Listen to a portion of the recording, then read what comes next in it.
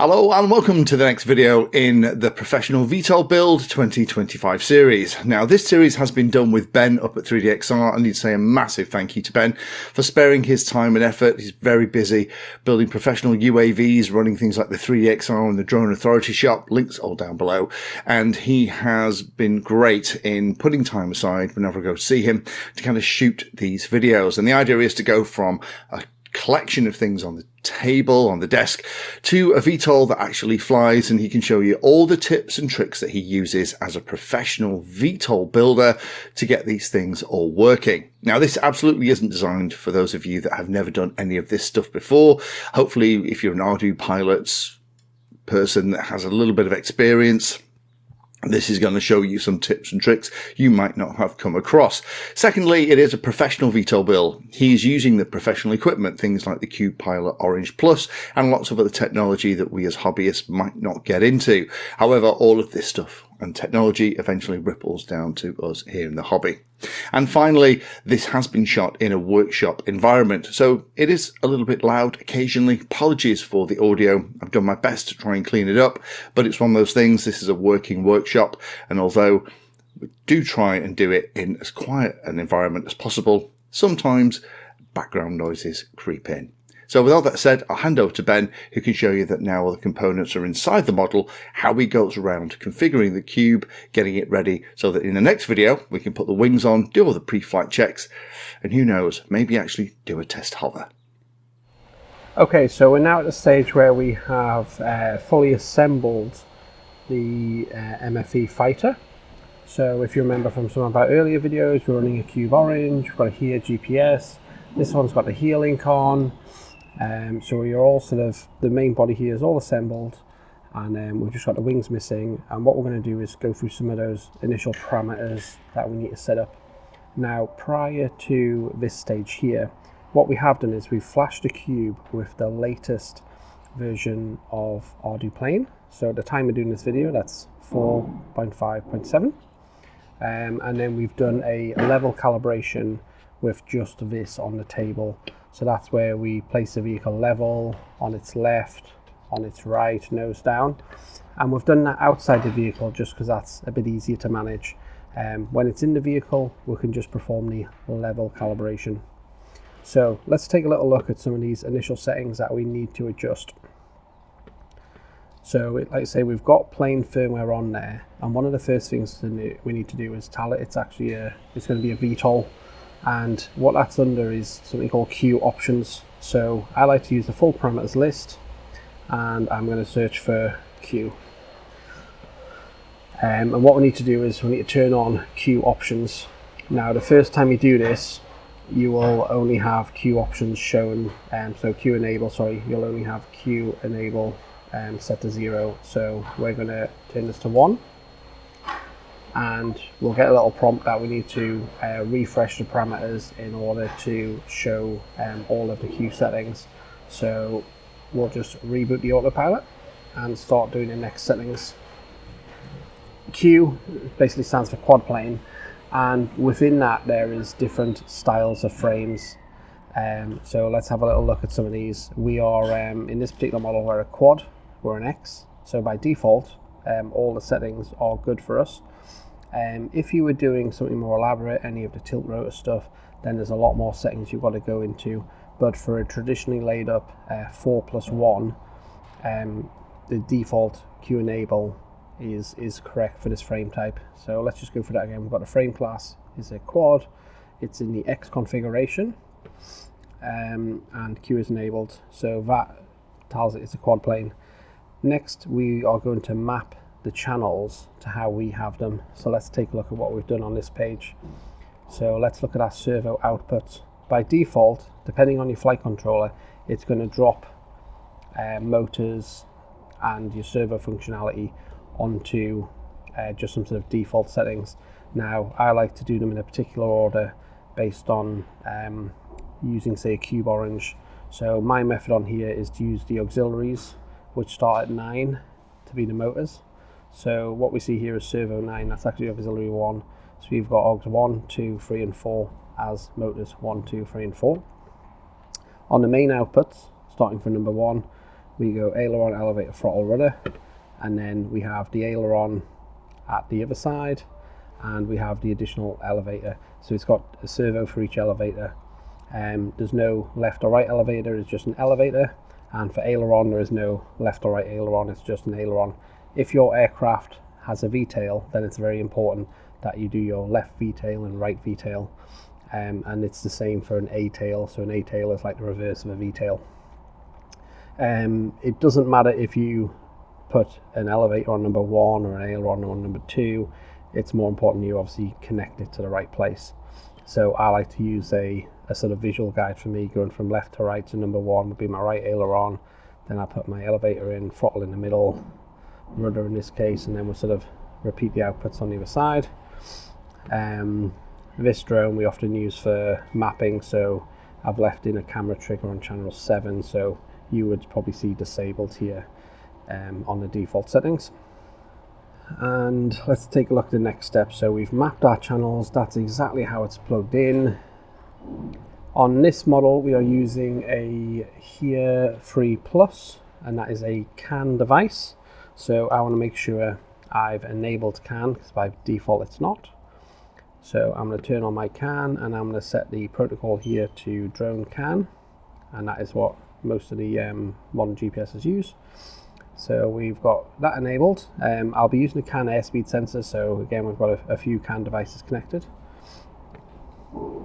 I'm also going to tell it it's got an airspeed. So airspeed 1 type on here, it's set to number 8, which is CAN.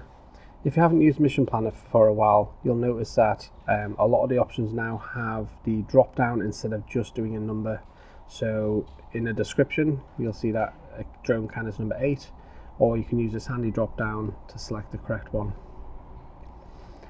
What I like to do is, because I sort of trust these airspeed sensors I'm using the Matek DLVR, I will tell it to use the airspeed straight away.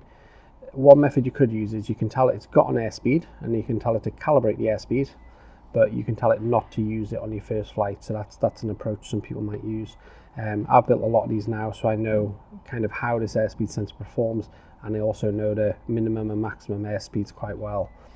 So I'm quite confident to use the airspeed sensor on the first flight after initial, say, blow test on it, to make sure it is giving readings.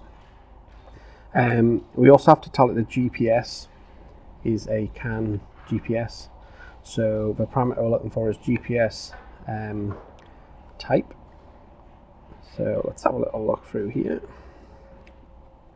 So GPS underscore type is set to 9, which is drone CAN. So that's functioning. And in terms of other peripherals, that is about all we've got. Let's have a look at a few more Q settings. So on this aircraft and on the current parameters, a lot of the default settings now are pretty good. So previously I would always come in and turn down some of the roll rates, but they've sort of been lowered by default in the settings now. So these are quite good for a sort of first flight. There is other Q settings like Q assist. Now we normally enable Q assist, and there's a few ways in which Q assist comes in. So Q assist is a method of starting and using the VTOL motors, so the motors on the arms. And what we've got here is we've got it set to always come on if the altitude is below 25 meters, and the idea is that can save you from plowing into the ground, or another way of saving you from a stall if it's not triggered by another method. So we've got a Q assist altitude, we've got a Q assist angle. Now a lot of people get confused by this angle one, thinking it means 30 degrees. It doesn't mean 30 degrees. What it means is 30 degrees over the target angle. So the idea of this is that if you had commanded an angle of 45 degrees, for example, for a turn, it would need to go 30 degrees beyond that to trigger a Q assist. This is something that could help with a failed aileron. The next bit you've got is a Q assist speed. So this is quite handy for stall prevention. So In this case, it's set to 12 meters a second. So if the aircraft was going slower than 12 meters a second, the quad motors would come on, and that should again protect it from a stall. And the final parameter on here is Q assist delay, so that's how long it's got to be in that environment to trigger the Q assistance. There is a few more little parameters which are quite nice. We have weather vaning, and we have this sort of forward motor assist. So we can turn on the use the forward motor, and what that'll allow us to do on the latest firmware is when we pitch forward in a quad mode, instead of leaning over like a multi-rotor, it will actually use the forward motor. And then we've got the forward motor for position holding, and then we also have some weather vaning functioning. So here we have Q, W vane. This is our enable weather vaning. By default it's on. As we progress to tuning the aircraft and seeing how it responds, we can turn up the gain, we can set minimum heights. So if you have a good reason to put a LiDAR on a VTOL, is that allows you to use a lot of these extra features that you wouldn't want to, say, come on at an incorrect height. So if you were having your front motor assist, especially on the fighter, you wouldn't want that to mistakenly come on when it's too low, because the prop is at risk of hitting the ground.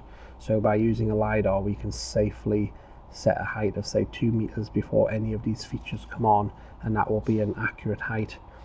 Your barometric height can drift over time, and especially in an aircraft like this where it can fly for 2 hours or so, I would expect to see a barometric drift of anything up towards 5-10 meters in some cases over 2 hours.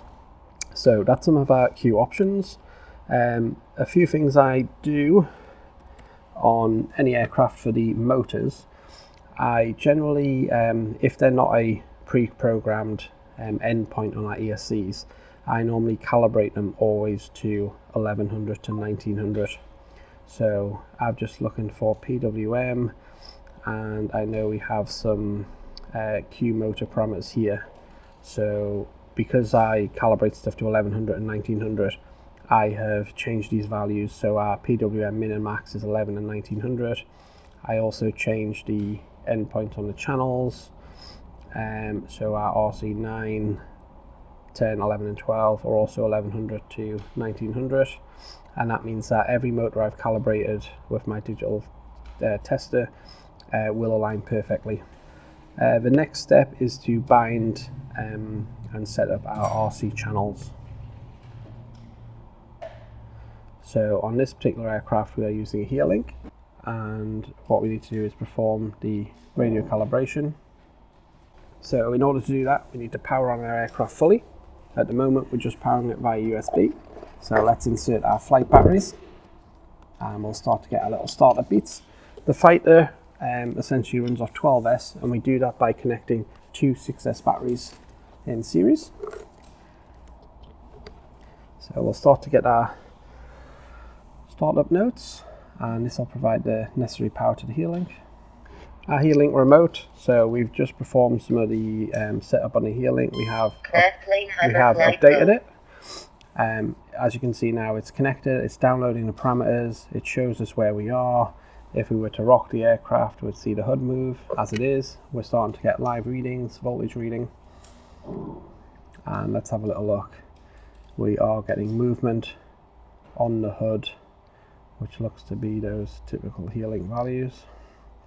Pre-arm, airspeed 1 knot healthy. And we'll just temporarily mute Mr. adhere link, just for the purpose of the video. We shall turn you down a little bit. And let's look at doing our radio calibration. So one thing I've just realized there is that we have the toggle switch on channel 5. So I'm just going to get rid of the toggle switch because we're not going to use that on this VTOL aircraft. So let's move our toggle switch here, and let's just dump down to channel 16 for now and save that. And let's have a look. That's now changed to 16. That should be good. Excellent. So what I can see here is visually our sticks are moving. Have we got them the right way? Throttle, so throttle is not right. Pitch is correct. So I need to reverse throttle and save. Let's just give that a second. And it does, we'll get the beep there just as the settings are saved on the air unit. So I know we're moving the right direction. Okay. I'm going to basically calibrate the sticks in Mission Planner. For the purpose of this video, what we will do is we'll map these buttons, but these buttons are going to be Mavlink buttons. So we're not going to map any of the other radio channels. So let's just press calibrate radio. And OK to the next questions. Let's check our range of motion. So throttle moves up. 1927, that is the endpoint by default on the Healink.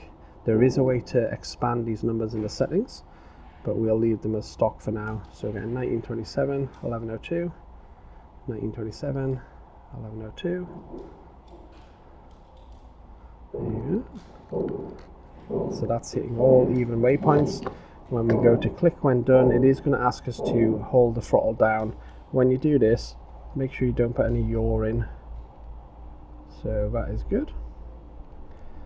So those settings are done. We haven't done any switches in there because Q ground control allows you to map buttons to a flight mode. So we can come in here and we can map this button to be, let's say, Q hover.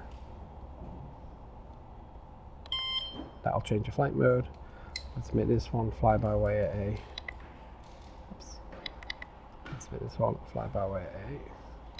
And it's that simple. Now, in a later video, we'll go into different ways of mapping buttons.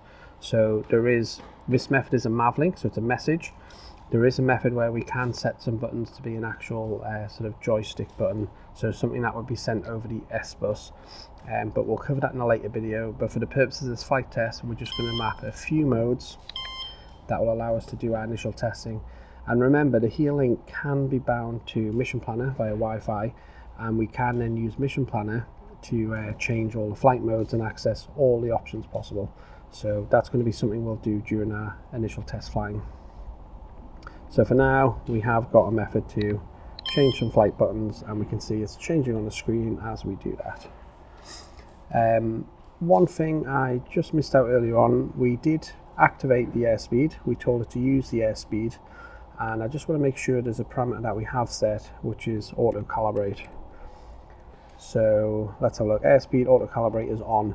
So one of the steps when we make it to fixed wing flight is that we'll fly 5+ circles, and that's going to calibrate our airspeed sensor. Then after that, we'll turn that parameter off, and that will allow us, that will calibrate the airspeed ratio, and that allows you to use the airspeed with good confidence. So the next steps are going to be to fully assemble the aircraft and to start testing the servos, servo direction, motor direction, and just make sure everything performs correctly inside before we venture outside. We'll then work up to get into our first hover and some initial tuning. Thank you for watching my video. Check out the playlist, and adding Pedantry 60 to your search terms will help you find my content. If you haven't done so already, please hit the like and subscribe button. It helps a lot. You can support the time I spend here answering questions and helping others by using the links in the video description.